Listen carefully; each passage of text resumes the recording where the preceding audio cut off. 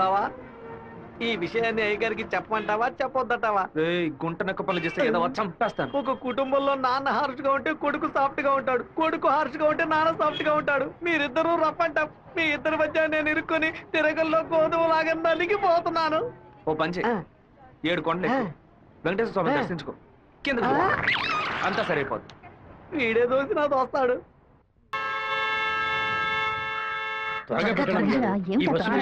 మళ్ళీ 1 బస్కి వెళ్ళాలి. దాన్ని ఆడు పెద్ద సమస్యగా ఆయన నన్నే చూస్తున్నట్టు పిరికి వెద్దవి కనుక నీకెవడు పిల్లని ఇవ్వడం లేదు, అర్థమైందా? నాకేవు నేను తీసుకొస్తాను, నువ్వు పద పద. అందరం కలిసి ఒకసారి మాట్లాడుకుందాం. అప్పుడు కూడా కుదరకపోతే తర్వాత చూసుకుందాం. ఏ గంగా ఏంటా నడక? పిల్లి నడుస్తుంది, కుక్క నడుస్తుంది, కొత్తగా నానాడక గురించి అడుగుతున్నారేంటి? సరే వాడి సంగతి అలా ఉంచు. ఆ సుబ్బారావు కూడా చేపల పులుసు పట్టుకుని అటు ఇటు తిరుగుతున్నాడే, వాడి సంగతి ఏంటి అంట? చేపల పులుసా? అయ్యో ఏవే నువ్వు పెట్టే చేపల పులుసు వాసన నాకు తెలియదా? లేదా క్యారేజ్ లో తీసుకెళ్లేటప్పుడు చప్పుడు రాదా? మన శివకేనండి, ఎప్పుడైనా చేపల పులుసు పెడితే బస్సులో పంపిస్తాను. కొర్రమీన తలముక్కంటే వాడికి మహా ఇష్టం. నీకు అసలు బుర్రాబుద్ధి ఉందా అంట?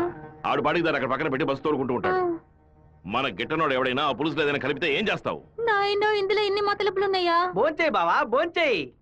ఈ మండు టెండలో ఇంతసేపు వెయిట్ చేసి కష్టపడి భోజనం తీసుకొచ్చావు కదరా, నువ్వే ముందు తినాలి. ఎంత నువ్వు నన్ను కోపంలో చావు బాదిరా. భోజనం విషయంలో మాత్రం ఇంత బోళాగా ఉంటావు అనుకోలేదు. నీ ప్రేమకు అసలు ఎలలే లేకుండా పోయాయి. నీ ప్రేమకు నేను ఎప్పుడు బానిసగా ఉంటాను రా. ఏంట్రా సత్తిగా భోజనం బాగా రుచిగా ఉందా? అమ్మగారి చేతి వంట కదా, అదిరిపోతుంది మరి. నీకు మైకం వచ్చేలాగేమి లేదు బావా. ఈ కళ్ళు తిరగడాలు అలాంటిదేమైనా? ఎందుకు అలా అడుగుతున్నావు? ఏం లేదు, చాలా దూరం నుంచి భోజనం వస్తుంది కదా, మన శత్రువులు ఎవరైనా విషం గిషం కలుపుకుంటే అయిపోతాను కదా, అందుకే ముందు నీ మీద టెస్టింగ్ చేశా. అరే దుర్మార్గుడా, నువ్వు పెట్టిన భోజనంలో ప్రేమ ఉంటుంది అనుకున్నాను, ఇలా పాయిజన్ ఉంటుంది అనుకోలేదు. 100 మైళ్ళు దాటుకుని భోజనం వస్తుంది, మీరు ఇంకేం బాగుపడతారా? ఒక తల పీసో లెగ్ పీసో తింటావా? పులి కాకలేసిన పిజ్జా తిందో. అయితే పెప్సీ తాగుతుందా? ఎందుకులా తలుపు గడియ పెడుతున్నారు?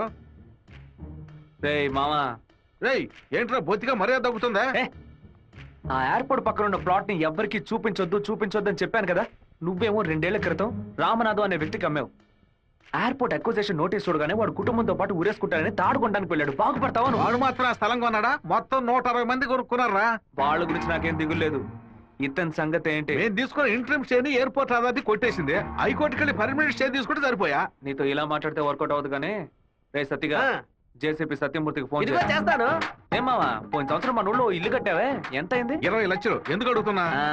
ఆ 20 లక్షల్ని 4,000తో నేలమట్టం చేస్తాను చూడు. ఏంది? 6 గంటలు జేసీపీ రెంట్ 3,000, 500 బయట 500 డీజిల్. నేను ఓకే అంటే కూర్చేస్తా. ఏంద్ర నువ్వు అనేదే? జేసీబీ సత్యమూర్తి అన్నానా? ఒక 6 గంటల సేపు జేసీబీ కావాలి, కొంచెం లైన్ లో ఉండండి. కుదరదని ఎక్స్ట్రా చేసావనుకో జేసీపీ ఇంట్లో ఒక ఇంటిని కూల్ చేయాలి, డీజిల్ పోసుకొని రెడీగా ఉండండి. కొత్తలే కానీ వాస్తు బాగోలేదు. ఇప్పుడు నేను చేయమంటావురా? ఏడుస్తున్నారు రామనాథం, నవ్వాలి. లేదు డీజిల్ పోసుకొని రెడీగా ఉన్నారట. ఫోన్ పెట్టరా ముందు.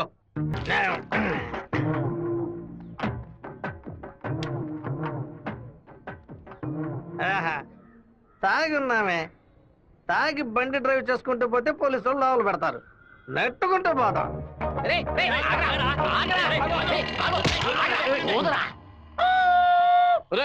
సరిగ్గా ఊదరా. ఇదిగో ఊదుతున్నానయ్యా.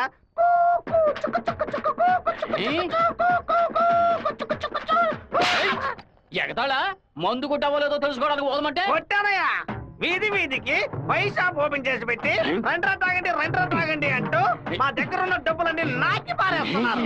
సైకిల్ మీద బైక్ మీద వచ్చిన వాళ్ళు అక్కడ ఎట్టేస్తారా? దాని మీదే కదా ఇంటికి వెళ్ళేది. ఒక పని చేయండి అయ్యా, తాగుబోతులకు మాత్రం రాత్రి 7 గంటల తర్వాత ఒక బస్సు ఏర్పాటు చేయండి. మేము ఫుల్ గా తాగి ఇంటికి వెళ్ళి హ్యాపీగా తొంగుంటాం. ఓవర్ గా మాట్లాడగరా. అలాగే మాట్లాడతానండి. తాగేసి బండి డ్రైవ్ చేసుకుంటూ వెళ్ళకూడదనే చట్టం ఉంది. చట్టం ఉందా? బండి నెట్టుకుంటూ వెళ్ళడం తప్పు కదా, కానీ ఎవడ బండు నెట్టుకుంటూ వెళ్ళడం తప్పురా. నెట్టుకొచ్చింది మా హెడ్ గారి బండి అయ్యా.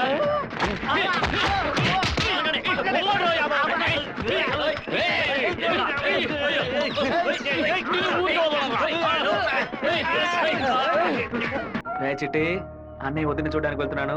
వదిన ఓకే చెప్పాలని మీ బాస్ భైరవుని కోరుకో. ఏంటో చూస్తున్నావు? నీకు త్వరలో పెళ్లి చేస్తానులే. ఆ? ఏంటి బాబు నువ్వు దీనికి నీకేనయ్యా ఎవరు పిల్లనివ్వరు? ఏంటి కానీ మన చిట్టిగాడు పులివెందల్లో సూపర్ ఫిగర్స్ సెట్ చేసి పెట్టుకున్నాడు. ఏమంటున్నావు సత్తిగా? ఏమయ్యా గేటు తెరిచి ఉంచితే ఏదో ఫిగర్ తీసుకొని చెరువు కట్టి వెళ్ళిపోతోందయ్యా. ఏదో ఒక రోజు స్పాట్ లో ఫిగర్ తో నాకు దొరకాలి. ఆ రోజు నేను కొట్టే కొట్టుడికి నువ్వు దిక్కుతోతగా అటు ఇటు పరిగెత్తుతావు, చూస్తూ ఉండు. దీనికి అంత అర్థమవుతుందయ్యా. చప్పట్లు కొట్టండి అయ్యా. ఏంటి మంత్రి గారు మోహం దయ్యం కొట్టినట్టు వాచిపోయి ఉంది? అనుకుందేదో జరిగినట్టు టెన్షన్ కనిపిస్తుంది. మంత్రికి రాష్ట్రాన్ని ప్రజల్ని కాపాడే టెన్షన్ ఉండాలి, ఉంటుంది. సంబంధం లేకుండా కొడుతున్నారంటే ఆపండి. ప్రజలు చప్పట్లు కొట్టేశారు. ఇక నేను బయలుదేరుతాను సార్. డిఎస్పీ సార్, మీ సెల్ లో కెమెరా ఆన్ అయింది, ఆఫ్ చేయండి సార్. బ్యాటరీ లో అవుతుంది. వస్తాను సార్.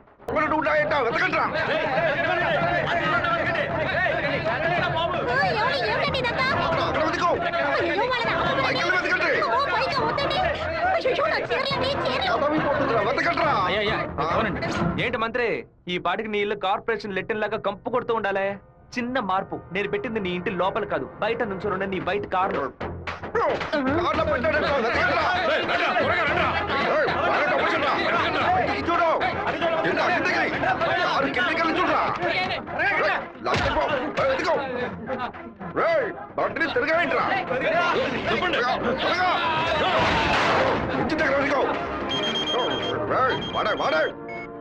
డబ్బు ఎక్కడ ఉందో చెప్పరా? చెప్పంటావా?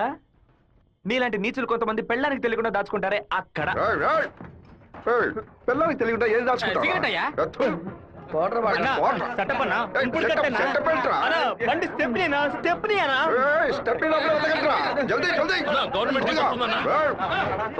త్వరగా తీసుకోండి.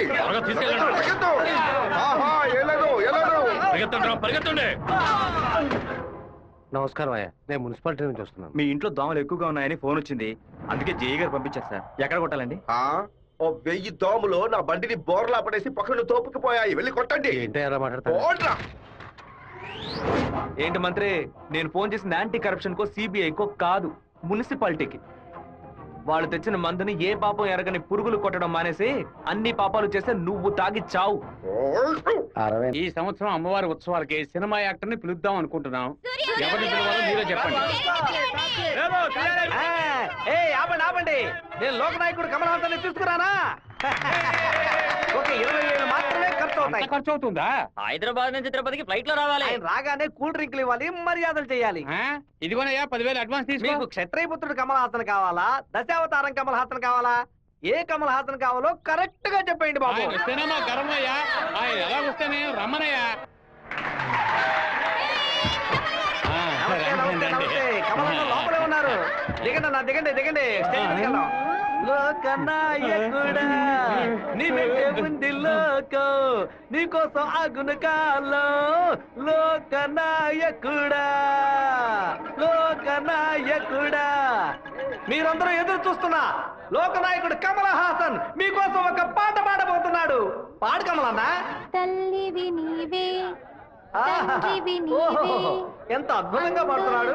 ఆదరించే దైవం నీవే, ఎంత బ్రహ్మాండంగా పాడుతున్నాడు. కమల్ హాసన్ తీసుకొస్తా అని చెప్పి కామెడీకి చిన్నపిల్లని తీసుకొచ్చావేంటి? ఏమయ్యా, చిన్నప్పుడు కమల్ హాసన్ ఇలాగే ఉండేవాడయ్యా. నమస్కారం.